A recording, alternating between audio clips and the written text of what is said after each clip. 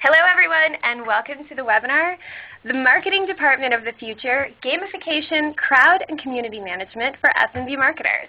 I'm Anna Sawyer, I'm the Marketing Manager here at Trada, and I'm so happy to have all of you.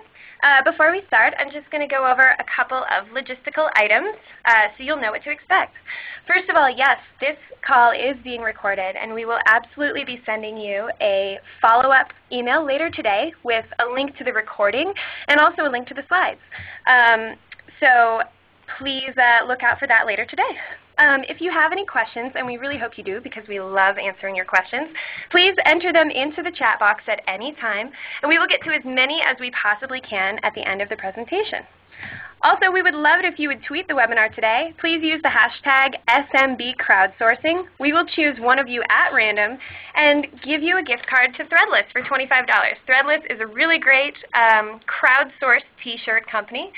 They have an office here in Boulder. We're all big fans, and you have a chance to win that $25 gift card if you tweet the webinar with the hashtag.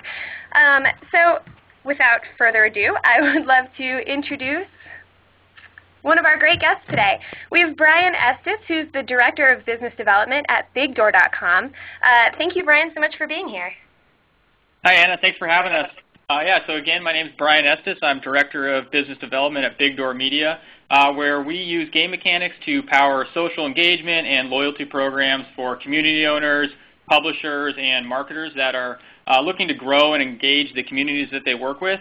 One of our large focuses is really on directed user engagement, or the ability to teach your users about and incentivize the actions that are important to the success of your business. So I'm looking forward to diving into that today and explaining a little bit more about it.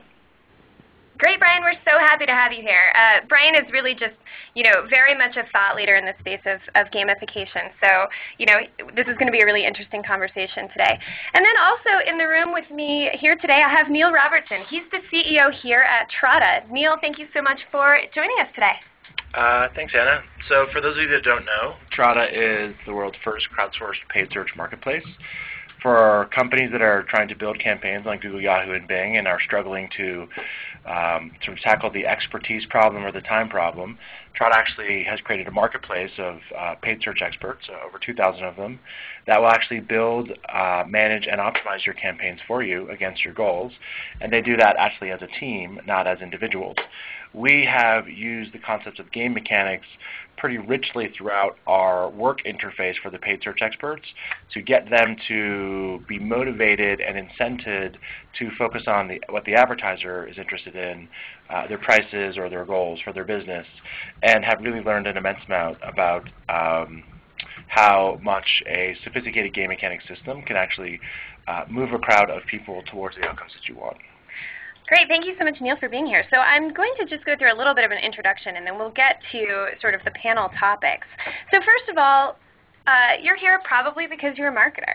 So, some of the solutions that we're going to offer today are, how would you like to be able to scale your marketing practice with all of these, things, you could hire extra copywriters, editors, hand off your PPC, your design, SEO, video creation, and creative, and, translation, and then what we call micro tasks. And you don't actually have to hire anyone. You don't have to buy desks for people. That's kind of the magic of crowdsourcing, which we'll get into a little bit more in a moment. First, I'd like to run a poll for those of you in the audience. If you don't mind just clicking directly on your screen to answer the question, do you use crowdsourcing to complete tasks for your business?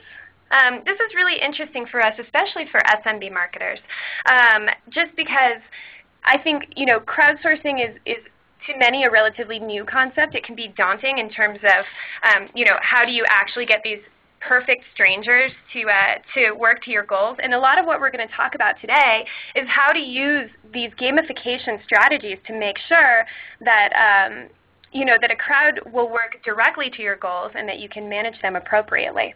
So I'm going to wait for just a few more of the responses to come in. And let's go ahead and skip to the results. So you can see that about half of you, a little less than half of you, are using crowdsourcing right now. Hopefully, we will sway a few more of you before the end of the webinar. And this is much less about pitching our companies and much more about pitching the idea that crowdsourcing is in many ways the future of work. So first of all, a little definition of terms.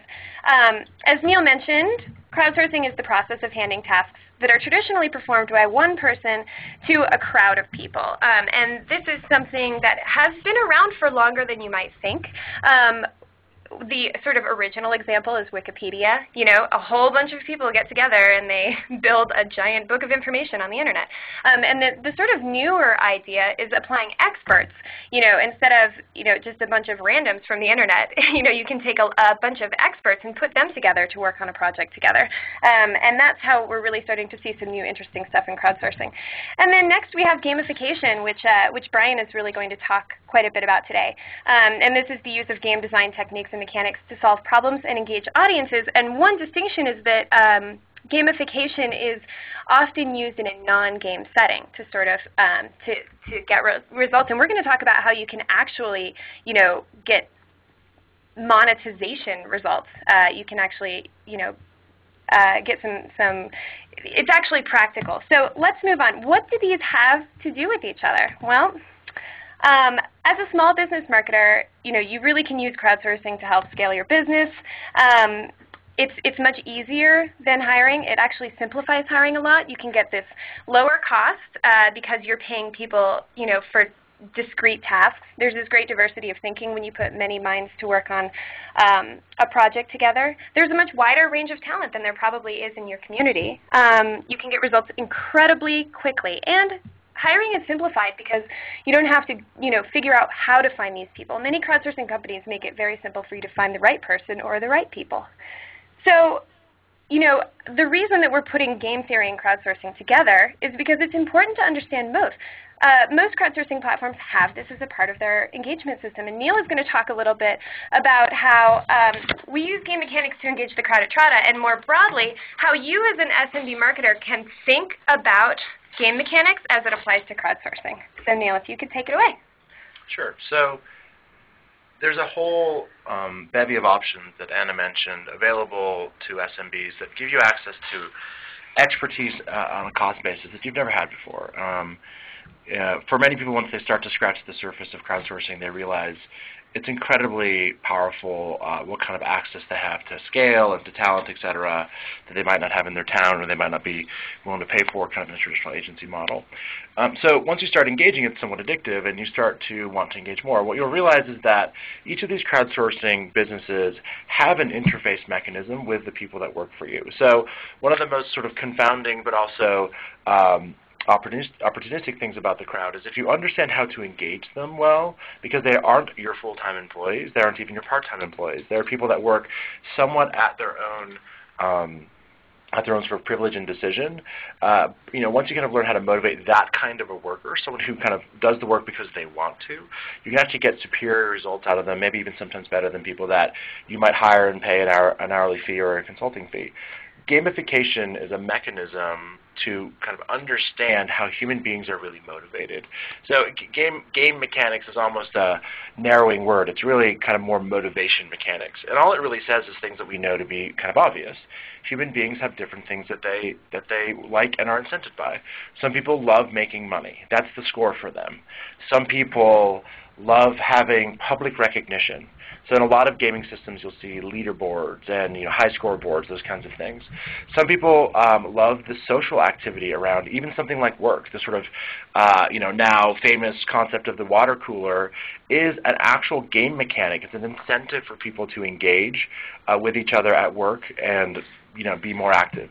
So we actually have embodied a lot of these ideas inside our Trada interface, and I think Anna's showing this on the screen now. There's a lot going on the screen, and that's partially because there's a lot going on in people's heads, right? When they think about what engages me, what do I get excited by, it's not just how much money did I make, but it's things like, am I achieving? So if you take a look at the screen, you'll see we actually grade the work that people do. Everybody wants a report card with all A's, so we use that little bit of motivation to get them to move forward. And what's underneath that grade is essentially the quality of work they're doing on the campaign. campaign, we give people levels. So everybody wants to be a black belt, nobody wants to be a green belt, and earning that level, one at a time, is something that really incents people to work hard. So we actually build these concepts into our product. Now, that's great, and you can say, well, wonderful, that really helps you, but how does it help me? Well, it's really important when you're engaging with a crowd to understand that when you're communicating with them, it's not always about money. So if you're asking the crowd to do something, it might not be the best thing to say, hey, I'll pay you more to write this article for my website for SEO purposes. It might be like, would you like me to use your name as the author? Maybe the reputation matters a lot more to the user than getting paid $5 more to write the article. It's a very simplistic example, but I really think as an SMB marketer that can take advantage of the incredible scale that you get and expertise you get from crowdsourcing, you can be better than even the largest corporation that might have the money to pay for this by being smarter about it. And by being smart, you're simply being sophisticated about the fact that you're really working with humans that aren't one-dimensional. That's the kind of merger of crowdsourcing and game mechanics angle that I wanted to bring to the conversation. I think an important distinction to make here too, and it's something that a lot of people talk about, is what you're seeing here may look like like a video game or like a leaderboard, but these are real people who are working for real money. They make a real living. It's not, It's not a game for them per se, but they still respond to these sorts of motivators. So thanks. Go ahead. If I could add one thing, really we have a name for it now, game mechanics, but almost every business has been doing this for a long time. So if you have a sales force in your business, you have a comp plan, you probably run contests. Who's in the President's Club, that's really an achievement. Employee of the month putting their picture on the wall, that's a game mechanic, right? Whoever brought the truck back the cleanest gets the parking spot right next to the CEO. These are game mechanics. They're just incentive structures, and we've been doing this for, since the beginning of time. What we've now been able to do is kind of quantify them and systematize them and bring them online to digital work and make them the core of the interaction model in online crowdsourced businesses. So if you think about it, you actually know this very, very well. You've just never heard of it referred to possibly as a game mechanic before. Now that's just what we call it. Bryan, I'd love to hear your thoughts on this. Do you have anything to add to this? Just sort of keeping in mind that we're going to move along and answer questions about both gamification on your website and within your crowd. Is there anything that you'd like to add, sort of while looking at this screen? Yeah, real quick. Yeah. What Niel said there about the businesses have been doing this for a long time. The incentive, the recognition, that's right on. It's not about making your business or your website into a game, but understanding the mechanics that have kept people playing games for a long time and getting them excited about it. Really tapping into those unique aspects of it. So the recognition, the status, the access. And then ultimately the rewards, that's the stuff that really keeps people motivated and keeps them coming back and engaging with your brand for a long time. Well, so, keeping in mind that we've sort of introduced game theory around driving, your crowd, which is a way that you can definitely help yourself out as an SMB marketer, I want to kind of talk a little bit about how you can use gamification on your website. So, Bryan, you can kind of lead on this one. Yeah, great. So at BigDoor, we're really focused on driving lifts in 4 areas for our partners through the use of gamification, with the first one really being around loyalty. And so getting users to come back to your site and stay there longer once they do. The engagement piece is really the next part we're focused on. So, what are those actions that are important to you and the success of your business? And providing users a way to easily engage with those actions, and then also tying in a small incentive or reward to those different actions. The next big part of it really is that virality functionality, or that sharing. This is going to become a very powerful user acquisition channel for you, in the sense that your existing users that are already loyal to your brand and loyal to your business, start to share this experience that they're having with their friends and family because they are earning these cool rewards along the way. So those are really the 3 areas that we're focused on. And then ultimately, by driving lifts in those 3 areas, you should start to see, lifts in your existing revenue streams because of those increased page views, new users coming through, and so on. So that's what we would focus on. And we have a variety of different form factors and ways to allow you to really ingrain this solution within your website, so it's not a separate experience. They're still coming back, they're engaging with your brand like they always have, yet now there's some incentive and some rewards for being that loyal customer. So moving forward, I'd kind of like us to sort of collate the ideas of your website visitors working like a crowd, because in many ways your customers are your crowd, especially when you're bringing them to your website and engaging them. And so, the questions that we have on these slides going forward, I'd like you guys both to sort of weigh in on them. So, at the end of the day, is money really the most effective way, to engage a crowd, or are these other ones actually viable? So this is Niel. I think what we've learned hands down is that it depends a lot on the task, but I would say generally speaking that most people are motivated by two primary things, and there's a couple secondary things. There's actually a lot of science and case study done around this. And in some cases it might be money and reputation, in others it might be the social interaction and the competitiveness, in others it might be achievement. It depends a lot on the task being done. So, it reflects on my own experience. I will go to Netflix's website and I will rate movies all day long, which is really a game mechanic, right? Because I love to see how many movies I've rated, but what it's really doing is it's really actually helping me invest in the outcomes of their rating system, right? Now, in Trada, people are fundamentally motivated by money because what their opportunity is either to go work as a freelancer or work in an agency. These are highly qualified people. These are not amateurs. These are experts.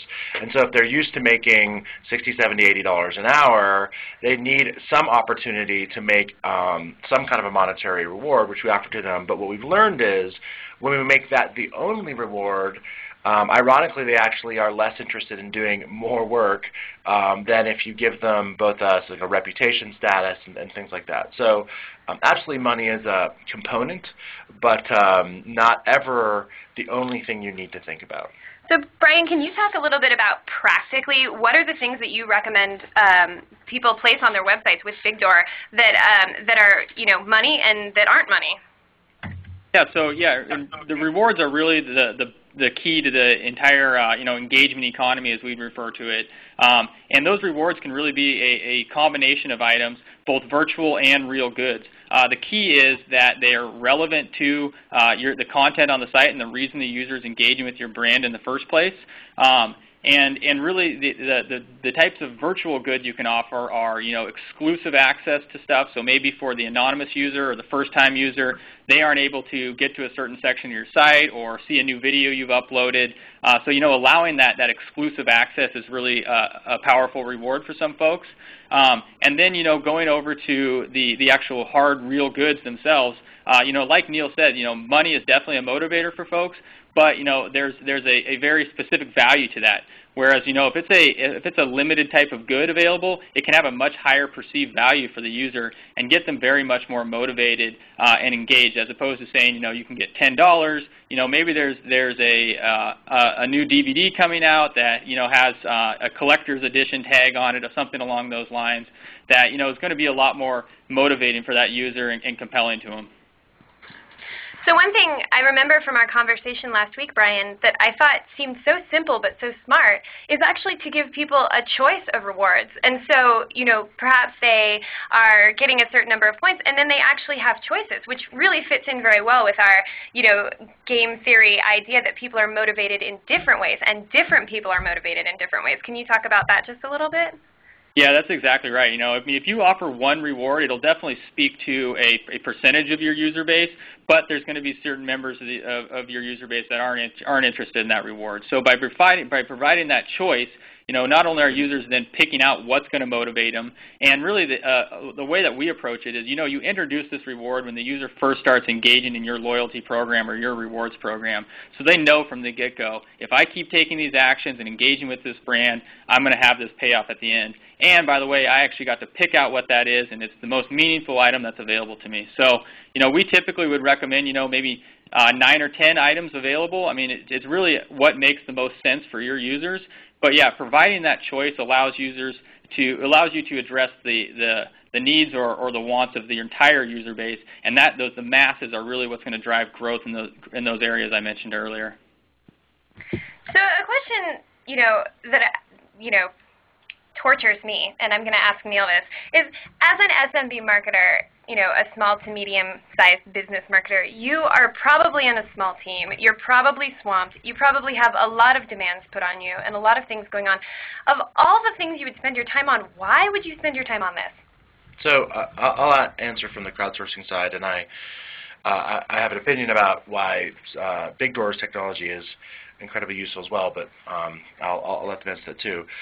As a small, and so when we say SMB, we keep meaning small and medium-sized business. So people that have limited teams, in our world, it's usually a marketing department of one, or it's the owner-operator that tries to do the marketing as well. The number one thing you can do is use tools and technologies that give you scale and leverage. The hardest thing you can do is invest time or money in something that you can't try enough of or get enough experience with to know if it works.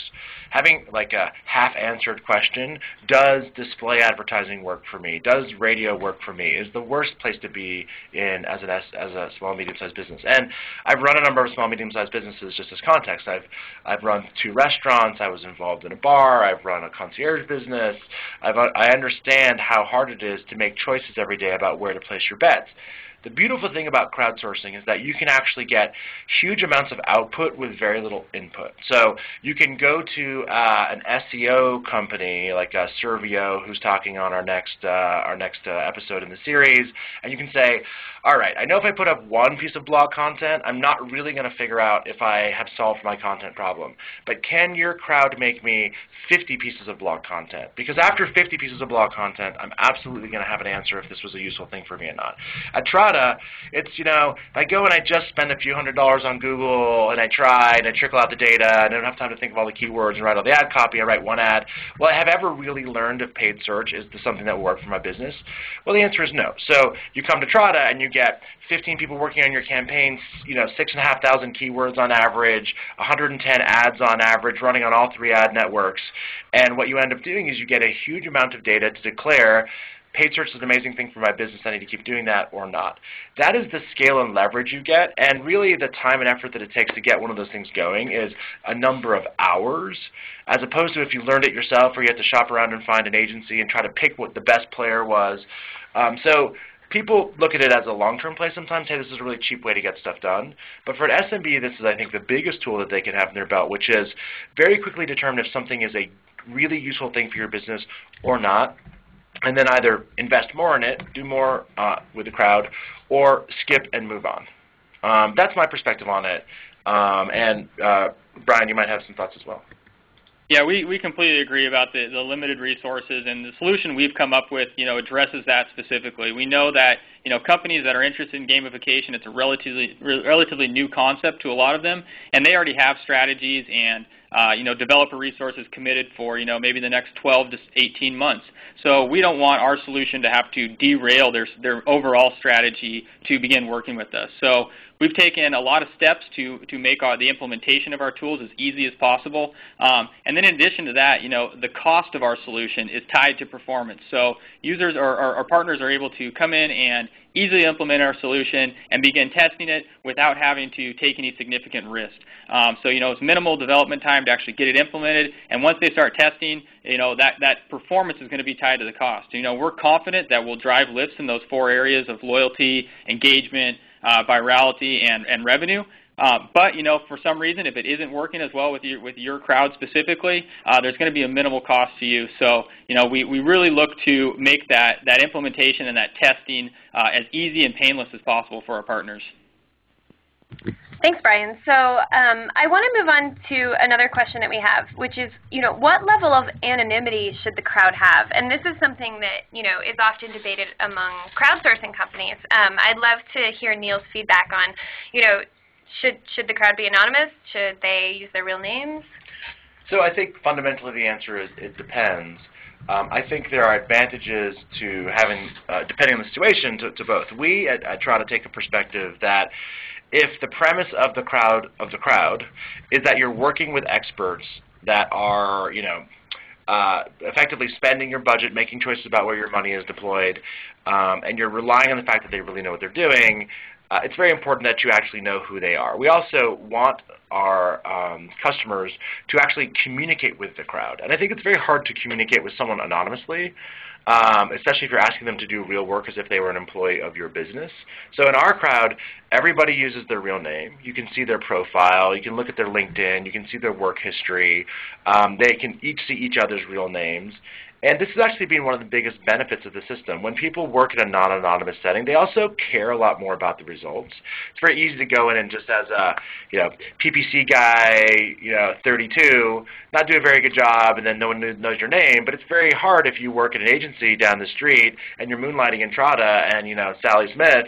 It's hard to go in there and not do well because that shows up on your reputation. So for us, real names are a requirement, and for I think many expert-driven models, it is probably the only way to do it. Well, and something that I think is important to note here is that we want to treat crowdsourcing like real work. We want it to be considered to be a job. And so to be able to say, I worked at Trada for 3 years, here was my advertiser or my optimizer score, here are the advertisers I worked for, should be something that you should be able to put on a resume. And that's why we treat it so seriously. We don't give this crowd anonymity. They are actually people who work for us. And that's different if, for example, Amazon's Mechanical Turk or Lucas from Crowdflower was on, he would say something opposite, which was, well, if the type of work is, for example, saying, how many people are in this image, or translate this podcast, that's, less professional work and more activity-based work, sometimes it doesn't really matter if it's, you know exactly who the person was that did it, as long as there's a way to manage their quality. So I think it does sort of depend contextually, but for very, vocationally specific work, being a good writer, being a good paid search expert, being a good CAD designer, all these different things that are being a good lawyer or a good tester, these things that are popping up, knowing who you are matters a lot. So I'd like to direct the next question at Bryan, but first I'm going to run another quick poll. This is a poll that's really just going to help us here at Trada determine what kind of webinar content to give you guys in the future. So if you would just take a moment to click directly onto your screen and let us know what types of webinar content you'd like to see in the future. We absolutely love your engagement. We love, how many of you show up and answer great questions. And we will continue to create content in all of these areas, but this will help us kind of determine what to produce in the future. And just while you're finishing up, I will let you know that we actually have 2 webinars left in our 4-part crowdsourcing webinar series, and I'll show you some slides at the end to kind of give you an idea. But next week we have how to use crowdsourcing to create content and how to distribute it across channels. We have a couple of great companies for that, and then the following week we're doing one on video, which is something that I think a lot of SMB marketers are interested in, are a little bit frightened by, feel as though they should try but aren't sure about, and crowdsourcing can really help you out with that. So if you'd like to be signed up for our webinar series, please just type sign me up right into the box, and Danny, our other marketing team member, will help you out with that. All right, I'm going to move on. Next up, this is something that I talked a little bit about with Bryan when we had our talk last week. He made the really excellent point, I think, that gamification works best when there's already an engaged community. You can't just say, hey, we're new, let's use gamification. So how do we build that engaged community and set it up, to be a place where gamification will work well? Bryan, can you start off with this one? Yeah, you're exactly right. If you don't already have that crowd there or that community there, and content that is engaging to them, it's going to be difficult to provide incentives for them to keep coming back and sharing their experiences they're having. So having that foundation there is definitely a key component before you start exploring any kind of game mechanic strategies or loyalty program solutions. But once you do have that community there and you have that crowd and you have the content that they're coming back to check out, that's when you can really start to focus on that loyalty piece and giving them a reason to come back more often and stay there longer when they do. And then so once they're coming back there, really the next question is what do you want them to do? There's going to be actions that are going to be crucial to the success of your business, and those are the actions you want to then start directing those users towards. And as you incentivize those actions and they're earning this virtual currency that's going to translate into some cool rewards for them, not only are they providing value to your business because they are engaging in these actions that you're asking them to take, but now they're earning these rewards and they're having this great experience, and they can start telling their friends and family about it. And folks these days have these huge social graphs between Facebook and Twitter and LinkedIn and Google Plus, and who knows what's going to be coming out here in the years ahead. And allowing folks to easily tap into that social graph and share these experiences, and then incentivizing those experiences is really how you're going to build and grow that community that you're working with. So what we do at BigDoor is we provide, lot of sharing functionality such as, Facebook like buttons or Twitter buttons that will easily allow them to share right at the moment that they're having that braggable moment, or they've reached that specific achievement, or they've earned that cool reward. And as that stuff's posted on Facebook and Twitter and Google Plus and so on, their friends and family are then exposed to the content and your business and your brand that maybe they wouldn't have otherwise seen if it hadn't have been for that friend, posting something on Facebook about the reward they just earned.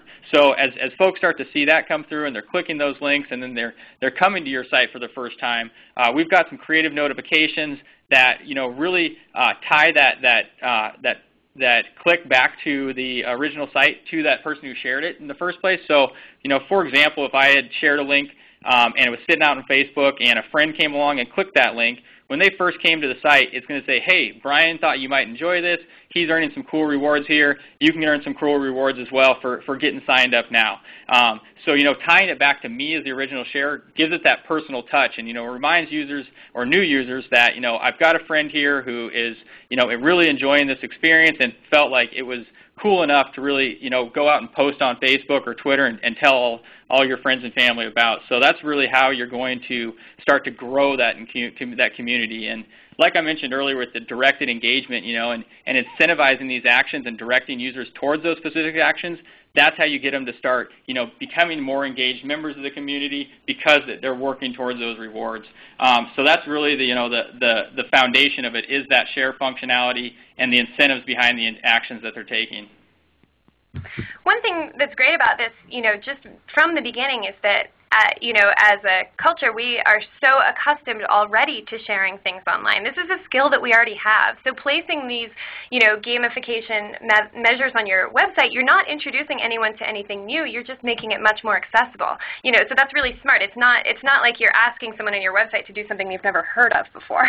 You're just intelligently putting it together so that the website gets the best benefits and the user has it, absolutely at their fingertips. This sharing functionality. I think that's really cool.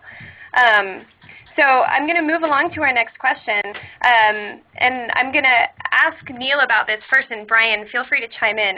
Should a game have only positive reinforcement? So far we've talked almost exclusively about rewards, but when you're managing a crowd and trying to get them to work to the goals of the business that's paying them, should you use carrots or sticks, or should you use a combination of both?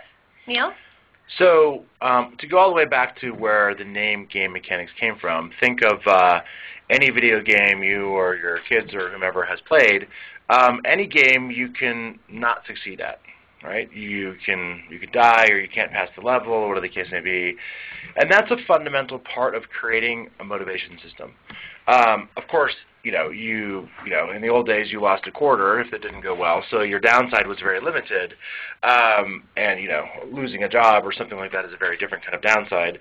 So there's a real spectrum there. What we've learned at Trada is to create a positive enforcement system that frankly makes it easier for people to succeed by doing what you want than harder, but to actually have some guide rails that remind people, and in various gradations of sort of severity, that they are participating in a system where there is an incentive that they are expected to meet.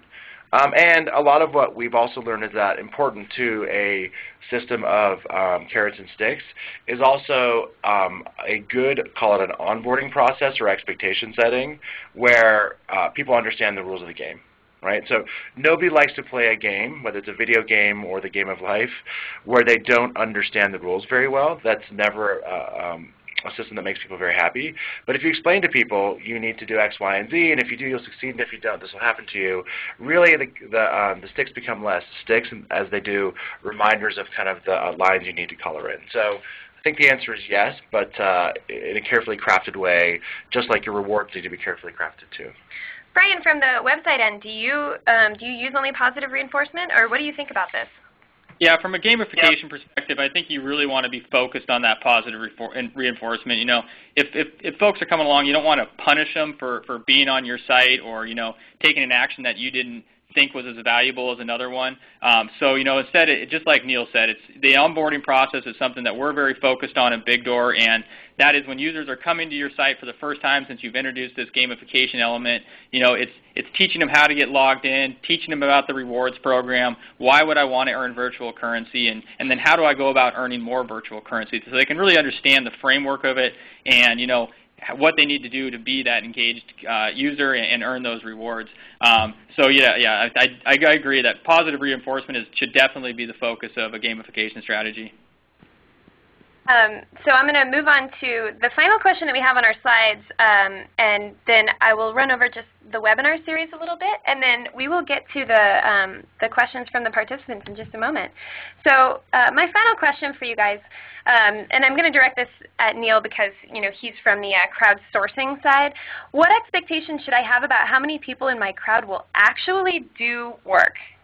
Niel, do you mind jumping in here and talking a little bit about how many people in my crowd will actually do work? There's a phenomenon that's well documented about any time that a group of people gets together, kind of what the natural participation is in it. And you can witness this at the next cocktail party you throw at your house, right? So look, for example, at the number, if you get 100 people at your house, look at the number of people that are kind of flitting around the party, really engaging and, you know, dancing and playing the music and things like that. Almost always, so there's a phenomenon called the 99-1 phenomenon. So that's 90-9-1. 1% of any crowd will be just visibly leading the pack, right? They'll be doing half the dancing for everybody, probably half the drinking in that instance, and will kind of catalyze everybody else. About 9% will actually be really active, chatting, getting things moving, and the rest of people, it's not that they don't contribute, it's that they consume more than they contribute. They'll be standing in a group listening to the conversation at the cocktail party, maybe opining on if they like the movie or not or something like that. But so 1% hyperactive, 9% heavy contributors, and 90% the remainder, somewhere between light contributors and consumers. It's very similar in a crowd. And I think, you know, Bryan, I'd love your experience on this, what you see on websites. If you get 1,000 visitors, how many of them really engage? In Trada's crowd, as we scale, with about 2,000 experts, we see a very similar phenomenon, right? So, you know, there's 20 people in our crowd that literally spend 12 hours a day inside of Trada. Right? This is what they do all day long. They love it more than anything, right? There's 200 that are, you know, active and working on campaigns and constantly making big prices and changes. And then there's those that log in every couple of days. They look at their data. They make a few tweaks, those kinds of things. And that's a very consistent experience that I have had and heard from other crowdsourcing companies. I'm not sure why the phenomenon exists, but it does very consistently. And maybe, Bryan, you'll confirm or actually you know, deny that you see that on websites too. No, we definitely see that. So going back to the directed user engagement, basically the idea there is you create these different sets of tasks for users to engage with. You know, there's smaller tasks within a larger one. And you're definitely going to see that group of users, that very small group, that on the first day this stuff goes out, they complete every one and they're clamoring and they're waiting for the next set of these to roll out. And then you're going to also see, you know, the folks that are, you know, engaged and they're going through these at the rate that we'd expect them to. And then we also see, you know, a large percent of people who, you know, get through that onboarding quest and don't really you know, go beyond that, or even the onboarding directed engagement experience. They only get a couple steps in and then they drop off. So you definitely see that same type of phenomenon. And I think the way of really addressing it is, you know, the messaging when the user first comes along, and really trying to educate them as quickly as possible, because you really don't have a lot of their attention when they're first coming along. So, you know, that messaging or that notification, you know, really needs to be to the point and compelling. And then, you know, once you start to expose those rewards and get users to really understand there's something cool in this for me, that's how you're going to kind of start to fight against that phenomenon. But we do see that, and it's something that we're constantly, you know, iterating on that notification and the different rewards we make available to users to try to address. But in many ways, this phenomenon is simply the reality, and in many ways, you need, this complete crowd. So obviously, we should work hard to engage as much of the crowd as possible. But to use Niel's, party parallel, if you only have those 10 people at your party wouldn't be very big. You kind of need this whole group of people. And when you in a scenario like Trada, where you have a certain number of people who are engaged, those are the people who are working on your campaigns. And it does sort of work, is my understanding. So I'm going to take just a moment to promote our upcoming webinars that are in this series. First, next week on Thursday, October 13th, we have crowdsourcing content and distributing it across channels. This one I'm really looking forward to because I think content for SMB marketers is something that, you want to create a ton of, no matter what vertical you're in. You only have so many hands. Crowdsourcing can really make it much, much easier. And content can be lots of different things. It can be, blog posts or white papers or SEO. It could be reports. It's, all sorts of things, product descriptions if you're in e-commerce. And crowdsourcing has provided a solution for a smaller marketing team to be able to scale affordably, creating a ton of content. So we're going to show you how to sort of use those tools, how to manage them, how to get the most out of them. And then the following week, we have crowdsourcing video, which again is something that SMB marketers should be thinking about, or perhaps a little afraid to think about because it seems like a massive investment. So we'll talk a little bit about the types of videos that can be best for your company, how to use a crowd to achieve, video success, and then how to distribute it. So if you would like to be signed up for our webinar series, please just type "sign me up" into the box, and Danny will help you get signed up for that. So finally, I'd like to go to some of the questions that you guys have been typing in. If you have more questions, please type them in, and we'll get to as many as we possibly can in the hour. So I'm going to start with a question from Daniel, who says, what product development tips do you have for incorporating gamification into an existing product from a technical standpoint? I'm going to direct this one over to Niel. Sure. So one thing that we very much learned at Trada is you cannot overthink gamification. It is something that you need to put into your product a little bit at a time and measure incredibly the kind of response that people have. Human behavior is very hard to draw on a whiteboard, and every time we add something to our product from a game mechanics perspective, we are pleased at some of the things it does and completely surprised at some of the behaviors that people have around it. So, for example, we added a game mechanic that allowed people to sign up for campaigns, and we had a sort of fixed number of slots on those campaigns. And one of the things that we saw was that people liked that. They could get on a waiting list, but then they also would go up and sign up on every single waiting list in the system. And we had never predicted that until we tried it. So we took actually the waiting list function out, and we changed the way that we approached joining campaigns. So definitely be broad and thoughtful about it, but only do a little bit and look at the numbers, watch how people react, and then keep iterating. Great. So I'd like to ask Bryan to answer this one. This is from Furio. Having too many choices of reward, does it add complexity and limit the loyalty? Postponing the reward can affect the loyalty? Bryan, do you have any comments on this question from Furio?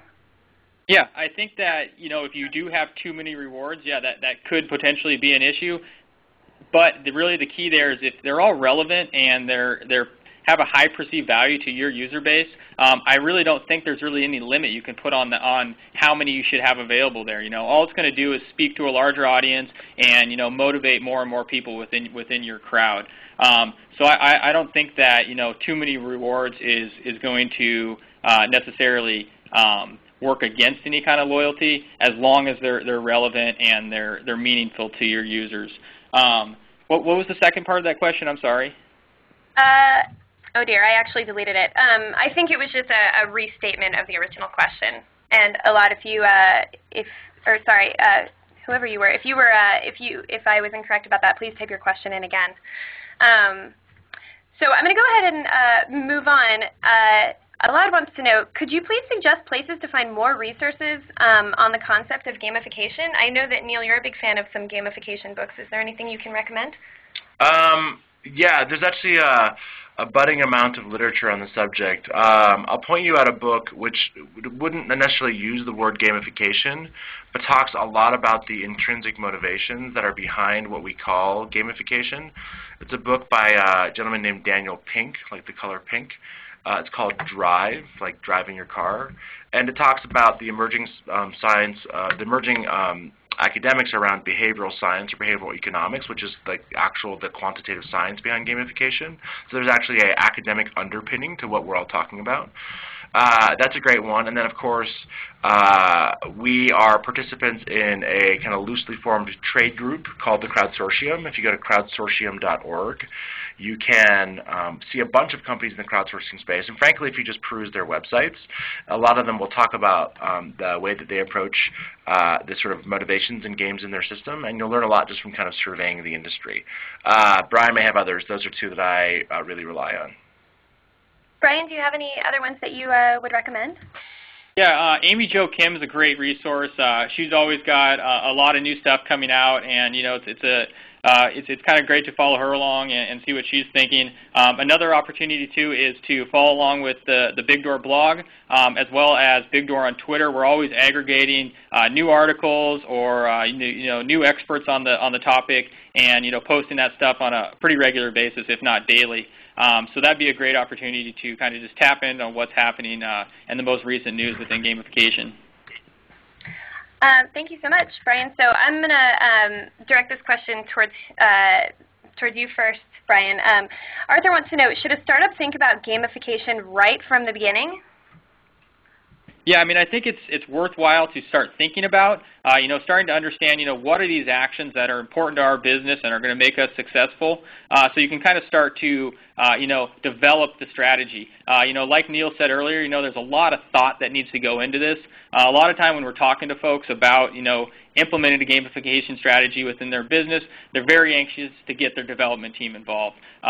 But what we really need to do is spend a lot of time talking on the business side in terms of what are these actions, what are the value of these actions, what are the different directed engagement experiences we want to be offering to our users and encouraging them to go through, and then ultimately what are these rewards that are motivating. So there's a lot of time that can go kind of into the front end of thinking about what this implementation is going to look like.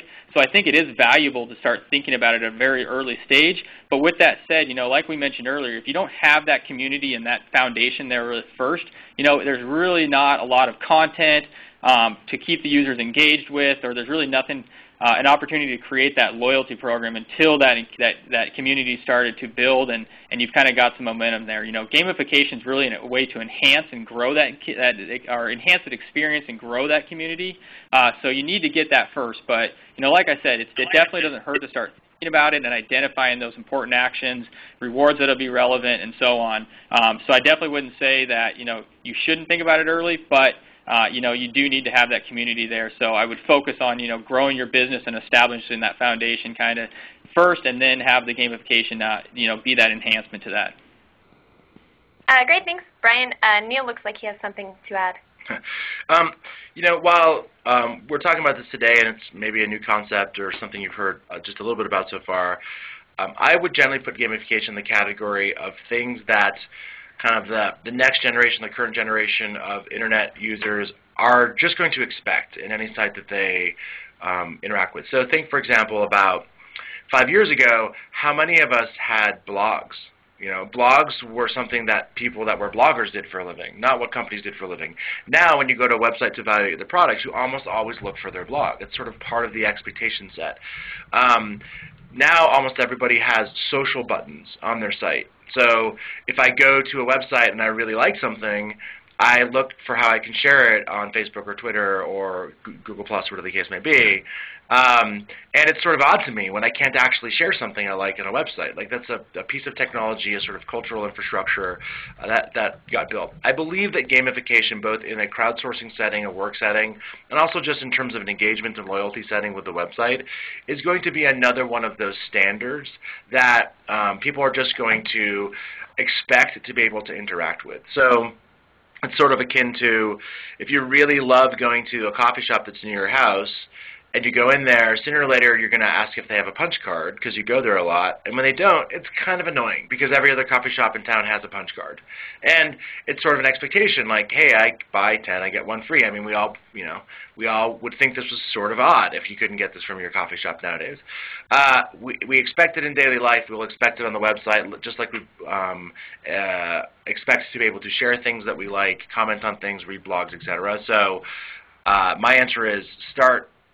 Any new venture, website, etc., should be thinking about gamification as a fundamental, piece of life support, oxygen, and infrastructure for their website. Thanks so much, Niel. So we're gonna wrap up relatively soon, but I'm gonna take just a couple more questions. Alad wants to know, what options can I offer to the crowd to redeem their virtual points other than offering real currency rewards? And Bryan, I know you touched on this a little bit earlier, and I believe your answer was generally that it should be relevant to what your site offers. But can you give some examples of things, sort of clarify a little bit things that you see working well that aren't currency? Yeah, definitely. So it's really going to be that exclusive access and that power that you can offer to users. In the case of something like the New York Times or ESPN.com, they've got their paywalls to access the content. That can be a reward for your users. Access to this exclusive area of the site that some people are paying for, but because you're such a great customer and you're loyal and you've kind of earned this right to access this content free of charge, that's something you could earn as a reward, and that's definitely powerful for users to be able to do that without having to take their credit cards out. Another piece is really just access to exclusive content as well. If you're putting videos or different stuff like that up or downloadable stuff on your site, maybe instead of paying to upgrade your mobile app, you could actually earn that upgrade. Those are the different types of things that you can offer to your users that have a minimal cost to you, and you're not having to worry about any kind of fulfillment or shipping or anything like that. So that's really the focus in terms of not having to provide real goods. It's really around access to exclusive content or areas of your site or business. Great, thanks so much, Bryan. So I'm going to take one more question today, and this one is from Jonathan. I work in a buttoned-up industry with a serious website, so how can gamification work for me? Is this something that's actually realistic for me? Bryan, do you mind starting off with this one? Yep, and like I said earlier, gamification doesn't mean you have to make something a game. It's all about understanding, what motivates folks, and that is, the recognition and the reputation and the access and the rewards. Even if your site is very professional and it doesn't kind of have that game element to it or game feel to it, you can still use these mechanics because they're applicable to everyone. It's human nature, and if you understand what those actions are that are important to your business and you incentivize them correctly, users will start taking those actions and engage with your business and drive lifts in those areas we've talked about. And you include that sharing functionality in there. It doesn't have to be I earned this badge or I played this fun game. It's just all about maybe I read a great article or I saved some money on my insurance. Anything like that makes sense. It's all about just providing users that opportunity to share their experience they're having. And again, it doesn't have to. It's not about making it into a game. It's about tapping into those mechanics that motivate people and get them excited about games. Great. Thank you so much, Bryan. Guys, I'm going to go ahead and wrap up here because I want to be respectful of your time. Niel from Trada, thank you so much for being here. Thank you very much. It was fun. And Bryan from BigDoor, we really enjoyed having you. Thank you so much. Thanks a lot. Everyone, you still have a few minutes to tweet with the hashtag SMB crowdsourcing and have an opportunity to be put into a drawing for a threadless gift card for a sweet new t-shirt. If you would like a demo from either one of our companies, please contact Danny at dranda@trada.com and he will help you set that up. Thanks so much for coming. We hope we'll see you at next week's webinar. And this is the end of the webinar.